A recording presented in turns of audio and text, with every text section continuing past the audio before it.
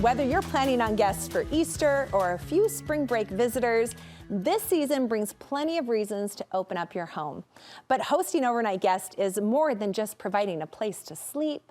You want to offer an inviting space that makes friends feel welcome. And my next guest says a few small details to make a big impact on your guest experience go a long way.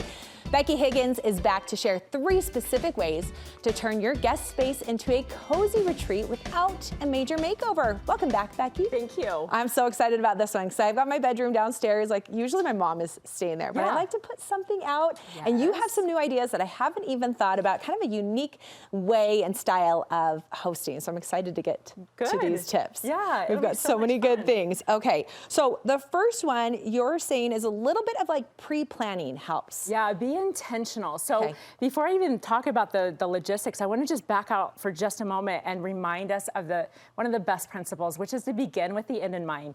And so at the end of the visit, what do you want to feel? Well, I want to feel when somebody's been there that we've had fun and that I wasn't frazzled and stressed out, and just good memories, good times. And so beginning with the end in mind means, okay, if I want to have that experience, I need to be prepared, I need to be proactive, I need to be, on top of it. Yes. So that's where you want to just have some things on hand that they might ask about that might come to your mind if you're a guest in someone's home. So having extra water bottles on hand, having the toiletries, the extra Q-tips, the bathroom items that they might forget about. So this is helpful because it helps our guests, but then it helps us to have a great experience as well. Yeah. Okay, so be proactive, kind of put yourself in their shoes in those moments, right? What have you needed before? So I also love too that you're thinking technology. Like how many times have we showed up at someone's house and we're like, I can't get on Wi-Fi, or I don't have a plug and my phone's about to die. What do we do, right? How many times have you been asked when somebody's at your house, what's the Wi-Fi password? And you're like, honey, what, son, what's the password? And so if you just have that already printed and it's in their space, this is an example, and I'm sure you know about the Canva app. You don't have to be a designer to find things like this. You can go on the Canva app. It's free. You can find all these designer templates for like a Wi-Fi password, for example.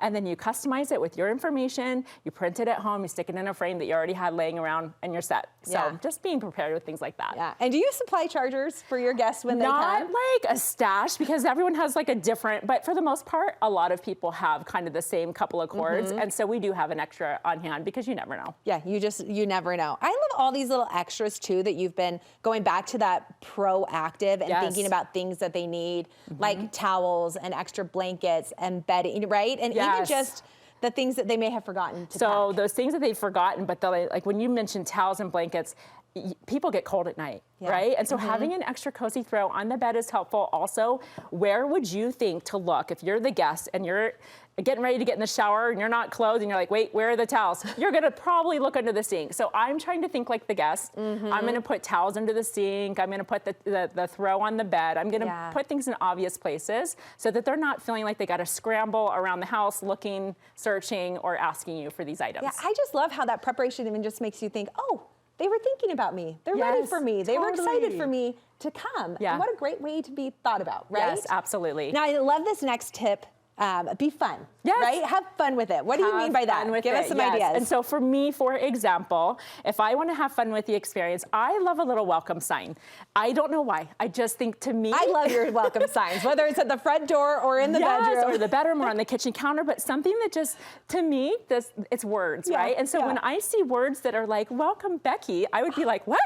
That's me. What? I feel so special. Exactly. And so I think it's just fun to just have a sign on hand, or like this. I don't even know what this is designed for, but I was like, ooh, I could just use a piece of string and a piece of cardstock and a marker and punch a couple holes and done, right? It doesn't have to be highly creative, but for me, this is fun. For somebody else, fun might look like puzzles and leaving a puzzle out with a little sticky note that says, help me with this puzzle, have fun with this. I don't know, right? Everyone has their thing. So whatever your thing is, and integrate it into your hosting and have fun with it. Yeah, and get creative. I love it too. Yeah. Okay, the flowers. We were talking during the break about how happy we are about flower season coming back.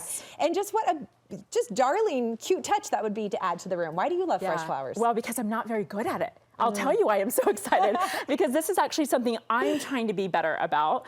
Not because it's a requirement, not because you have to, not because the guest expects it, but I just, especially because spring is in the air, I just feel like that's something I want to be better about, because I always have mason jars on hand. So do you. Most of us just have extra things on hand. you're already going to the store to grab the food, to stock up for the guests, grab a little bunch of flowers and just cut them down, stick them in a mason jar. Can you imagine walking into a guest room where you can tell they were there to prepare your room because there are fresh flowers? Like, and they're just so happy. Like, how do you not walk into a room with flowers and not feel happy? Especially these darlings. And that's an inexpensive way to just really welcome and make your guests feel special, right? Exactly. Now, I gotta say, this might be my happiest moment spot, though, right here. Who doesn't love a snack box? No. Come on. What's your actual this is a great idea. happiest spot, Courtney, is homemade things, though. That's you, right? But also just food. I don't know. That's my love language, right? Like a little snack, or just, hey, you might get hungry at 10 o'clock tonight and the kitchen's closed upstairs. And if you don't know what their favorite treat is, because that would be kind of like the extra mile, is finding out what their favorite treat is and having that on hand. That's like so extra, right? Yeah. But even if you don't know, and you're thinking about what are my favorite treats, I want to share these with my people. So if you just have this little collection of treats sitting for them, then they're not feeling bad. Even though I say go in the pantry and help yourself do anything, it feels way different when you've put treats in their space and said, this is all yours. Like, have fun with it. These are for you. Love that. I have a friend, anytime she has guests from out of the state of Utah, she puts together little Utah specialties. Oh, I love that treats so much. Isn't that fun? It's local. It's local. It's like, oh, you're not going to get this anywhere else. So I'm just going to make sure you have it all right here. Love that. That is so good. And I love your last tip that you're going to share with us. Be intentional. Talk to me about that. So be intentional with the details, right, and planning ahead. But kind of wrapping up where we began, when you begin with the end in mind and you're intentional about the experience, what that also tells me is that I need to be intentional with my headspace. Because at the end of the day, this is about connection and relationships, and I want them to feel so loved. And so if I want that, I can't just be stressed out and frazzled and scrambling and looking for last minute things. I want to be chill. I want to be present. I want to be with them. I want to be relaxed. And so that is an intentional act, is to be in the right headspace, set aside the to-do list, and be ready to be present with your people. Oh, I love that one so much. I think that is so important. Well, we need it. Absolutely. We do. We do. We're busy. We need to be more chill. Yeah. That's the goal. That is really the end goal. Yes. I love that. What my kids would say. Becky, you're always inspiring us with so many good ideas. Where can our viewers follow along for more? I'm on Instagram. It's real Becky Higgins. Okay. Thank you, friend. Yeah, Appreciate you bet.